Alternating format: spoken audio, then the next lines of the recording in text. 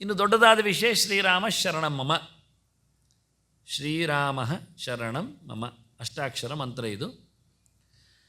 ಇದರಲ್ಲಿ ರಾಮನ ಪೂರ ಕಥೆಗಳಿವೆ. ಮುಖ್ಯವಾಗಿ ಮೊದಲೇ ಕೌಸಲ್ಯ ಗರ್ಭ ಸಂಭೂತಃ ಅಂತ ಹೇಳಿ, ಕೌಸಲ್ಯವು ಈಗ ಒಂದು ಮುತ್ತು ನೀವು ಅದು ಓದ್ತಾ ಇದ್ದೀರಿ ನನಗೆ ಗೊತ್ತು, ಹಾಗಾಗಿ ನಾನು ಹೇಳೋದೇನು ವಿಶೇಷ ಇಲ್ಲ. ಸ್ಲೈಡ್ ಹಾಕಿದರೆ ಇದೊಂದು ಗಮ್ಮತ್ತು ಇರ್ತದೆ. ನಾನು ಅದನ್ನು ಓದುವುದಿಲ್ಲ ಅಂತಾದರೆ ನೀವು ಓದ್ತೀರಿ. ಮತ್ತೆ ಅದಿರಲಿ, ಅದು ಚಂದವೇ. ಇವತ್ತು ಹೊಸ ಪ್ರಯೋಗ ಅಂತ ನಾನು ಹೇಳಿದ್ನಲ್ಲ, ಅದಕ್ಕೆ ಇನ್ನೂ ಮುಂದಿನ ಹೊಸ ಪ್ರಯೋಗಕ್ಕೆ ನಾನು ತಯಾರಾಗ್ತಾ ಇದ್ದೇನೆ. ಕೇವಲ ಚಿತ್ರಗಳನ್ನು ಮಾತ್ರ ಇಡುತ್ತೇನೆ ಅಂತ, ಸೈಲೆಂಟಾಗಿ ಅದು ಮಾತಾಡಬೇಕು ಅಂತ, ಅದೊಂದು ಯೋಚನೆ ಇರಲಿ. ಇನ್ನೂ ಚೆಂದ ಅಂದರೆ ಮತ್ತೊಂದು ಮೂಮೆಂಟ್ಸ್ ಕೊಡಬೇಕು ಅಂತ ಯೋಚನೆ ಮಾಡ್ತಾ ಇದ್ದೇನೆ ಸ್ಲೈಡ್ಸ್ಗಳಲ್ಲಿ. ಅದು ಒಂದು ರೀತಿಯಿಂದ ಇನ್ನಷ್ಟು ಆಕರ್ಷಣೀಯ ಆಗ್ತದೆ, ಟಚಿಂಗ್ ಆಗ್ತದೆ. ಈಗ ಹೇಳಬೇಕಾದ್ದು ಮುತ್ತಿನ ಚಿಪ್ಪು. ಅದು ಸಮುದ್ರದ ಗರ್ಭದಲ್ಲಿ ಬರುವಂಥದ್ದು, ಮೀನಿನ ಗರ್ಭದಲ್ಲಿ ಉಂಟಾಗುವಂಥದ್ದು. ಹಾಗಾಗಿ ಕೌಸಲ್ಯ ಎನ್ನುವುದೊಂದು ಮುತ್ತು ಚಿಪ್ಪು, ಅದರಿಂದ ಹುಟ್ಟಿರತಕ್ಕಂಥ ಮುತ್ತು. ಅದನ್ನು ಹೊತ್ತವಳು ಜಾನಕಿ ಕಂಠಭೂಷಣ ಅಂತ, ಹೊತ್ತವಳು ಸೀತೆ. ಅದು ಯಾವ ಮುತ್ತಿಗೆ ಹೇಳಿದ್ದು? ರಾಮನ ಮುತ್ತು. ರಾಮ ಎನ್ನುವ ಮುತ್ತನ್ನು ಕೌಸಲ್ಯ ಎನ್ನುವ ಗರ್ಭ ಹೊತ್ತಿತ್ತು. ಅದನ್ನು ಹೊತ್ತುಕೊಂಡವಳು ಸೀತೆ ಎನ್ನುವಳು, ಅವಳು ಅದನ್ನು ಕುತ್ತಿಗೆಯಲ್ಲಿ ಇಟ್ಟುಕೊಂಡು, ಕುತ್ತಿಗೆ ಅಂದರೆ ಮಾತು ಅಂತ ಅರ್ಥ ಮಾತಿನ ಅಂಗಳದಲ್ಲಿ. ಹೀಗೆ ಭಾಳ ಚಂದವಾಗಿ ಅವ್ಯಕ್ತವಾಗಿ ಕುತ್ತಿಗೆ ನನ್ನ ಹತ್ರ ಗೊತ್ತಿತ್ತು, ಹೇಳಲಿಕ್ಕೆ ಆಗ್ತಿರಲಿಲ್ಲ. ಅಂದರೆ ಕುತ್ತಿಗೊಳಗೆ ಉಂಟು ಅಂತ ಹೇಳ್ತೇವೆ, ಮಾತು ಹೊರಗೆ ತರಲಿಕ್ಕೆ ಆಗ್ತಾ ಇರಲಿಲ್ಲ, ಹೇಳಲಿಲ್ಲ ಅಂತ. ಇಲ್ಲಿವರೆಗೆ ಬಂದಿತ್ತು, ಆದರೆ ಹೇಳೋದು ಬೇಡ ಅಂತ ಬಂದೆ ಅಂತ ಹೇಳ್ತಾರೆ ಕೆಲವು. ಹಾಗಾಗಿ ಸೀತೆಯನ್ನು ಹೇಳುವಾಗ ಬಹಳ ಚಂದವಾಗಿ ಆ ಮುತ್ತು ಧಾರಣೆ ಮಾಡಿಕೊಂಡದ್ದನ್ನು ಹೇಳುತ್ತಾ ಎಲ್ಲ ಶ್ಲೋಕದ ಕೊನೆಯಲ್ಲಿ, ಅದು 3 ಪಾದದ ಶ್ಲೋಕ, ಅದು 4ನೇದು ಅಲ್ಲಿಗೆ ನಿಂತಿದ್ದದು. 4ನೇ ಪಾದ ಏನು ಕೇಳಿದರೆ ಶ್ರೀರಾಮ ಶರಣಂ ಮಮ ಅಂತ ಹಾಗೆ ಓದಿಕೊಳ್ಳಿಕ್ಕೆ, ಅದು ಒಂದು ಗೆರೆ ಓದಲಿಕ್ಕೆ, ಕೊನೆಗೆ ಶ್ರೀರಾಮ ಶರಣ ಮಮ ಅಂತ ಸೇರಿಸಲಿಕ್ಕೆ. ಪ್ರತಿಯೊಂದರಲ್ಲಿ ಸುಮಾರಾಗಿ ರಾಮನ 3 ಇತಿಹಾಸದ ಘಟನೆಗಳನ್ನು ಹೇಳುತ್ತಾರೆ, ಕೆಲವಲ್ಲಿ 4 ಹೇಳುತ್ತಾರೆ ಲೆಕ್ಕ ಹಾಕಿದಾಗ. ಹಾಗಾಗಿ ರಾಮನ ಬಗ್ಗೆ ಇದು ನಾನೇ ಲೆಕ್ಕ ಹಾಕಿ ಕೊಟ್ಟದ್ದು ಈ ಚರಿತೆಯನ್ನು. ಇದು ಬಹಳ ಸುಂದರವಾಗಿದೆ ವಾಸ್ತವವಾಗಿ ಹೇಳಿದರೆ. ಒಂದು, ರಾಮ ನನಗೆ ಆಸರೆ ಅಂತ ಹೇಳಿಕೊಳ್ಳುವ, ರಾಮನ ಮೇಲೆ ನನ್ನ ಭರವಸೆ ಅಂತ ಹೇಳಿಕೊಳ್ಳುವ ರಕ್ಷದಿತ್ಯೇವ ವಿಶ್ವಾಸ ಎನ್ನತಕ್ಕಂಥ ಒಂದು ದೀಕ್ಷೆ. ಇದು 2 ಪುಟ ಇರುವುದು, ಇನ್ನೊಂದು ಪುಟ ಉಂಟು, ಅಲ್ಲಿಗೆ ಮುಗಿಯಿತು ವಾಸ್ತವವಾಗಿ.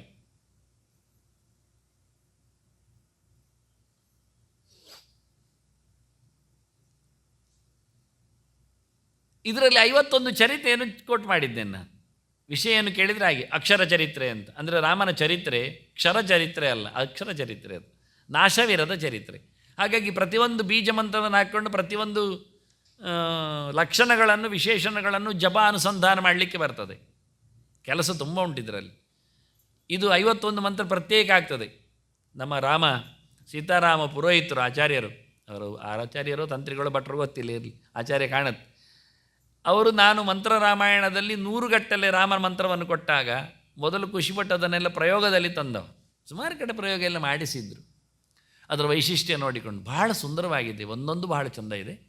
ಇದು ಒಂದು ಪ್ರತ್ಯೇಕವಾದ 51 ಮಂತ್ರಗಳು, ನಾವು ಮಂತ್ರಗಳು. ಇದರಲ್ಲಿ ಇರತಕ್ಕ ಒಂದೊಂದು ವಿಶೇಷಣಗಳು ಒಂದೊಂದು ಮಂತ್ರವಾಗಿ ನಮಗೆ ಬೇಕಾದ್ದನ್ನು ತೆಗಿಲಿಕ್ಕೆ ಆಗುವಂತೆ, ಅದರ ರಿಸಲ್ಟ್ ಏನು ಬರಬೇಕದನ್ನು ಅದಕ್ಕೆ ವಿಶೇಷಣ ಅರ್ಥವಾಗುವ ಹಾಗೆ ಅದೊಂದು ದೊಡ್ಡ ಕೆಲಸವೇ. ಹೀಗೆ ದುಡಿಸಿಕೊಳ್ಳಿಕ್ಕೆ ಬರ್ತದೆ ಅಂತ ಪುರಾಣಗಳು ನಮಗೆ ಕೊಟ್ಟಿವೆ. ಅದರಲ್ಲಿ ಪ್ರಧಾನವಾದದ್ದು ಶ್ರೀರಾಮ ಶರಣ ಮಮ ಎನ್ನತಕ್ಕ ಅಷ್ಟಾಕ್ಷರ ಮಂತ್ರ. ಇದನ್ನು ಪ್ರತ್ಯೇಕವಾಗಿ 1000 ಗಟ್ಟಲೆ ಜಪ ಮಾಡಿಕೊಂಡು ಎಕ್ಸ್ಕ್ಲೂಸಿವ್ಲಿ, ಇದು ಹೇಗೆ ಕೇಳಿದರೆ ಹೇಳೋದು ಏಕೆ ನಾನು ಪವಮಾನ ಮಂತ್ರಗಳಲ್ಲಿ 610 ಮಂತ್ರಗಳುಂಟು. ಅದನ್ನು ಒಂದೊಂದನ್ನು ಪ್ರತ್ಯೇಕವಾಗಿ ಉಪಯೋಗಿಸಲಿಕ್ಕೆ ಬರ್ತದೆ.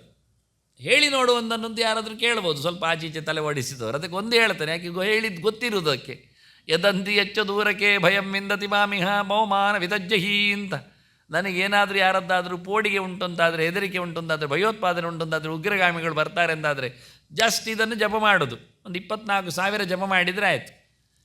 ಟೆರರಿಸ್ಟ್ ಲಗಾಡಿ ಹೋಗ್ತಾರೆ, ಮಾಡ್ಬೋದಿತ್ತಲ್ಲ ಎಲ್ಲರೂ, ಮಾಡೋದಿಲ್ಲಲ್ಲ ಯಾರು ಸಹ. ನಾನೇನು ಹೇಳೋದು, ಯಾರಲ್ಲಿ ವೇದದ ಕ್ಲಿಪ್ತ ಇಲ್ಲ, ಗಟ್ಟಿತನ ಇಲ್ಲ. ಯದಂತಿ ಎಚ್ಚ ದೂರಕ್ಕೆ, ಇದೆಲ್ಲ ಹನುಮತ್ ಜಯಂತಿಗೆ ಹತ್ತಿರ ಆಗುವ ಮಾತುಗಳಾಗ್ತದೆ. ಇರಲಿ, ಮುಂದಕ್ಕಾದರೆ ಹಿಂದಕ್ಕಾದರೆ, ಭಟ ಬಂದ್ರೇನು ರಾಜ ಬಂದ್ರೇನು, ಇಬ್ಬರು ಬಂದರೂ ಒಳ್ಳೆಯದು. ಕೆಲವೊಮ್ಮೆ ತಟ್ಟಿದ ಹೈವೇ ಚೆಂದ ಕಾಣ್ತದೆ, ಅದರ ಪಕ್ಕದಲ್ಲೇ ನಾವು ಎಲ್ಲ ಕ್ಲಿಪ್ ತೆಗೆಯುವಂಥದ್ದು, ಆಟೋ ತೆಗೆಯುವಂಥದ್ದು. ಮತ್ತು ದೇವರನ್ನು ಯಾರು ನೋಡ್ತಾರೆ, ಅದು ಕಾಣುವುದಿಲ್ಲ. ಒಂದಿಷ್ಟು ರಾಶಿ ಗುಡ್ಡೆ ಹಾಕಿರ್ತಾರೆ, ಪುಷ್ಪ, ಅದು ಪೆಟ್ಟಿಗೆ ಒಳಗಿಟ್ಟಿರ್ತಾರೆ, ಮತ್ತು ಅದಕ್ಕೊಂದು ಶಾಲ ಹಾಕಿ ಕೂತ್ಕೊಳ್ತಾರೆ. ಅಂತೂ ದೇವರಂತೂ ಕಾಣುವುದಿಲ್ಲ, ಹತ್ತಿರ ಯಾರು ಇರುವುದಿಲ್ಲ. ತಟ್ಟಿರಾಯನೇ ಚಂದ ಕಾಣ್ತಾನೆ, ಅಲ್ಲಿ ಎಲ್ಲರೂ ಫೋಟೋ ತಗೊಳ್ತಾರೆ. ಇದು ಸತ್ಯವೂ ಹೌದು, ಇಲ್ಲ ಅಂತಲ್ಲ. ಹಾಗೆ ನಮ್ಮ ಕಥೆ ಆಗಿರ್ತದೆ. ತೋರಣ ನೋಡಿಯೇ ನಾವು ಗೋಜಿ ಹೇಳುವವರು. ಹಾಗಾಗಿ ಯದ್ ಅಂತಿ, ಯಾವುದು ಅಂತಿಕ ಹತ್ತಿರದಲ್ಲಿ ಉಂಟೋ, ಯಚ್ಚ ದೂರಕ್ಕೆ, ಯಾವುದು ದೂರದಲ್ಲಿ ಉಂಟೋ, ಯದಂತಿ ಯಚ್ಚ ದೂರಕ್ಕೆ, ಭಯಂ ವಿಂದತಿ ಮಾಂ ಇಹ, ಮಾಂ ನನ್ನನ್ನು ಇಹ, ಇಲ್ಲಿ ಈ ಬದುಕಿನಲ್ಲಿ, ಲೋಕದಲ್ಲಿ, ಈ ನೆಲದಲ್ಲಿ, ಈ ಆಫೀಸಿನಲ್ಲಿ ಹೇಳಿದ ಮತ್ತು ಜನರು ಮತ್ತೆ ಅಲ್ಲಿ ಬೈದ್ರೆ ಅಷ್ಟೆ, ಈ ಮನೆಯಲ್ಲಿ ಅದೊಂದು ಹೇಳಲೇಬಾರ್ದು ಕೊನೆಗೆ, ಈ ವಠಾರದಲ್ಲಿ ಸ್ವಲ್ಪ ಹೇಳಬಹುದು, ಈ ಊರಿನಲ್ಲಿ ಖಂಡಿತ, ಈ ದೇಶದಲ್ಲಿ ಆಗಲೇಬಹುದು. ಅದರಿಂದ ಯದಂತಿ ಯಚ್ಚ ದೂರಕ್ಕೆ ಭಯಂ ವಿಂದತಿ ಮಾಮಿಹ, ಏನು ತೊಂದರೆ ನನಗೆ ಬರ್ತಾ ಉಂಟೋ, ಪವಮಾನ, ಓ ಪ್ರಾಣನೇ, ವಿತಜ್ಜಹಿ, ಅದನ್ನು ಗೆಲ್ಲಿಸಿಬಿಡು, ಮುಗಿಸಿಬಿಡು, ನೀನು ಗೆದ್ದರೆ ನಾನು ಗೆದ್ದಾಗಿ. ಅದು ಎಲ್ಲಿ ಉಂಟು? ಹತ್ತಿರದಲ್ಲಿ ಕೇಳಿದರೆ, ಹತ್ತಿರದಲ್ಲಿ ನಿನ್ನೊಳಗೆ ಉಂಟು ಕೆಲವು ತಪ್ಪುಗಳು, ಹೌದಲ್ಲ? ಮತ್ತು ದೂರದಲ್ಲಿ ನಾಳೆ ಮಾಡಲಿಕ್ಕೆ ರೆಡಿ ಮಾಡಿಕೊಂಡಿದ್ದಿಲ್ಲ, ಅದು ಸಹ ನಿನ್ನದೇ. ಹಾಗಾಗಿ ನಮ್ಮದೇ ಆದದ್ದು ಹೋದದ್ದು ಎಲ್ಲ ಸೇರಿಸಿಕೊಳ್ಳಿಕ್ಕೂ ಬರ್ತದೆ. ಇದು ಪವಮಾನದಲ್ಲಿ ಒಂದು ಮಂತ್ರ, ಭಯ ನಿವಾರಕ ಮಂತ್ರ. ಇದು ಯಾವುದರ ಹೆದರಿಕೆ? ರೋಗದ ಹೆದರಿಕೆ, ಇನ್ನೇನು ಯಾವುದರ ಹೆದರಿಕೆಯನ್ನು ಸಹ ಇದು ನಮಗೆ ತೆಗಿಲಿಕ್ಕೆ ಸಾಧ್ಯ. ಒಂದು ಸರ್ತಿ ಪವಮಾನ ಪಾರಾಯಣ ಇಡೀ ಮಾಡುವುದು ಮತ್ತು ಇದನ್ನು ಜಪ ಮಾಡುವುದು ಕೂತ್ಕೊಂಡು. ಇದೆಲ್ಲ ಪ್ರಯೋಗಗಳ ಕ್ರಮಗಳು, ಇಂಥದ್ದೆಲ್ಲ ಉಂಟು, ಸುಮಾರು ಮಂತ್ರಗಳುಂಟು. ಉಪಶಿಕ್ಷಾ, ಇನ್ನೊಂದು ಹೇಳಿ ಕೇಳಿದ್ರು, ಇದನ್ನು ಗೊತ್ತಿದ್ದನ್ನೇ ಹೇಳಿದ್ದು, ಹೊಸತ್ತು ಹೇಳಲಿಲ್ಲ ಅದು. ಉಪಶಿಕ್ಷಾ ಪತಸ್ತುಷಃ ಸಮಾದೇಶಿ ಶತ್ರುಷು ಪವಮಾನ ವಿದಾರೈಂ. ದುಡ್ಡು ಬೇಕಾದರೆ ಇದನ್ನು ಹೇಳ್ಬೋದು, ಅರ್ಥ ಹೇಳೋದಿಲ್ಲ ಇವತ್ತು, ಇನ್ನೊಂದು ದಿವಸ ಹೇಳ್ತೀನಿ, ಯಾಕೆ ಪುರುಸೋತಿಲ್ಲ. ಮತ್ತು ಇಂಥದ್ದು ಈ 610 ಮಂತ್ರಗಳನ್ನು ಒಂದು ರೀತಿಯಿಂದ ಪ್ರಯೋಗ ಮಾಡಲಿಕ್ಕೆ ಬರ್ತದೆ. ಯಾರಿಗೆ ಪ್ರಾಣನ ಮೇಲೆ ಪ್ರೀತಿ ಉಂಟು? ಇಲ್ಲ, ಯಾರಿಗದು ಬೇಡ. ವೇದವೂ ಬೇಡ, ಪ್ರಾಣನೂ ಬೇಡ. ನಮಗೆ ಶಾರ್ಟ್ಕಟ್ ವೇವ್ಸ್ಗಳು ಬೇಕಾದಷ್ಟಿವೆ, ಅದನ್ನೇ ನಾವು ಮಾಡ್ತೀವಿ. ಇದೆಲ್ಲ ಸ್ಟಡಿ ಮಾಡುವಂಥದ್ದು, ರಿಸರ್ಚ್ ಮಾಡುವಂಥದ್ದು, ಕಲಿಯುವಂಥದ್ದು, ಕಲಿಸುವಂಥದ್ದು. ಹಾಗೆ ಶ್ರೀರಾಮಶರಣ ಮಮ ಅನ್ನುವಲ್ಲಿನ 51 ಇದೆಲ್ಲ ಯಾಕೆ ಲೆಕ್ಕ ಹಾಕ್ತಾರೆ, ಯಾಕೆ ಸ್ಲೈಡ್ ಕೊಡ್ತಾರೆ ಎಲ್ಲ ಕೇಳಬೇಡಿ, ದೊಡ್ಡ ಕೆಲಸಗಳು. ಇದನ್ನು ನಾನು ಮಂತ್ರರಾಮಾಯಣದಲ್ಲಿ ಮಾಡಲಿಕ್ಕೆ ಹೋಗಲಿಲ್ಲ, ಜಾಗ ಇಲ್ಲ ಎಂತ ಮಾಡಲಿಕ್ಕೆ ಹೋದರು. ಹಾಗಾಗಿ ಮಂತ್ರಗಳ ನೆನಪಾಗಿ ಹೇಳಿದ್ದು ನಾನು. ಇಂತಹ ನೂರಾರು ಮಂತ್ರಗಳು ಇದರಲ್ಲಿ ಅಕ್ಷರಗಳ ಪ್ರಯೋಗಗಳು ಮಾಡಿಕೊಂಡು, ಹೇಳಿಕೊಂಡು, ಹೇಳಿಕೊಂಡು, ಅಕ್ಷರಗಳು ಹಾಕಿಕೊಂಡು, 51 ಅಕ್ಷರ ಹಾಕಿಕೊಂಡು, ಅಕ್ಷರದ್ದೇ ಒಂದು ಸಮೀಕ್ಷೆ ಅನ್ನೋದು ದೊಡ್ಡದಿದೆ, ಮುಗಿಯಲಾರದ್ದಷ್ಟು.